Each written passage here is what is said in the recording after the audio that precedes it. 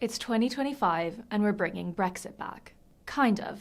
With Brexit veterans Boris Johnson and Steve Baker back on the airwaves, it's hard not to feel like we've lived this before. But this time, our relationship with Europe looks very different. Yesterday, Prime Minister Keir Starmer stood next to the President of the European Commission and the President of the European Council and unveiled a new deal with the economic bloc the UK left just 5 years ago.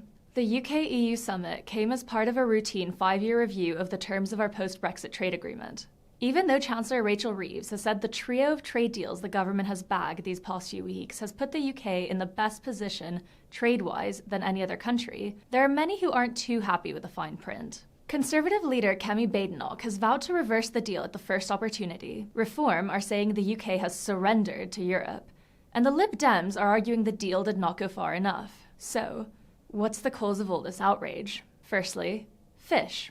In exchange for easier access to the European market, the UK is allowing EU trawlers to fish in British waters for 12 years, much longer than anyone anticipated. This means that EU fishers can't renegotiate year on year for larger catch shares. But Starmer said that fishers still win, as they can now export more easily to EU markets. Secondly, food. The deal includes what is called a sanitary and phytosanitary, or SPS, agreement. This means there will be common standards for plant or animal products, which cuts down on red tape, with most food exports no longer requiring controls or certificates. However, Conservatives and Reform say this means the UK has gone back to being a rule taker, undermining some of Brexit's key principles. UK businesses say this will clear the bottleneck at the border, keep costs down, create more security in supply chains, and support our competitiveness abroad. The less debated parts include the Youth Experience Scheme, a program under which young people can freely study, work, or travel abroad. There will be a cap on numbers and a time limit, so this is not a return of free movement.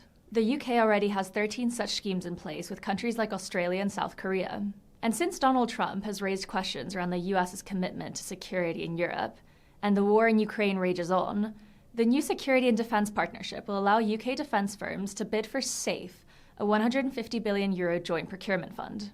Finally, energy. The UK and the EU will be linking their emissions trading systems, which has to do with carbon pricing. Energy bodies say this will lead to lower energy bills, though the Tories are disputing this too. For more updates and commentary on Starmer's UK and EU trade deal as it develops, head to cityam.com.